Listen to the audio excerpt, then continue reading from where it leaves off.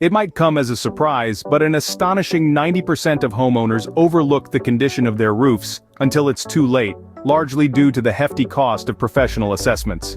But here's a thought. What if you could assess the state of your roof without breaking the bank? Yes, indeed. Today, we're delving into the world of DIY roof assessments.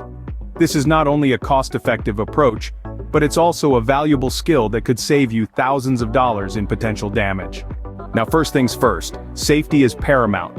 Before you venture onto your roof, make sure you have a sturdy ladder and always have someone spot you from the ground. Wear non-slip shoes and avoid walking on the roof when it's wet or icy. And remember, if your roof is steep or high, don't risk it. Call a professional instead. Now for the assessment itself. Look for broken or missing shingles, as these are clear signs of wear and tear. Pay close attention to areas around chimneys, vents, and skylights. These are often the first spots where damage occurs. Next, inspect the gutters. If you find a lot of shingle granules in them, that's a sign your shingles are nearing the end of their lifespan. Don't forget to check the inside of your home too. Water stains on your ceilings or walls could indicate a leaky roof.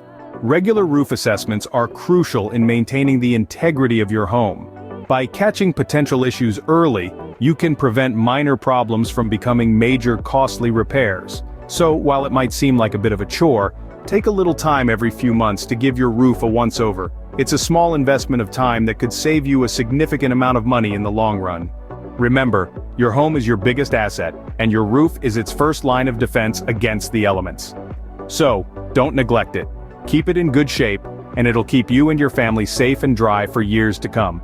If you found this video helpful, please give it a thumbs up, share it with your friends, and don't forget to subscribe to our channel for more useful tips and tricks.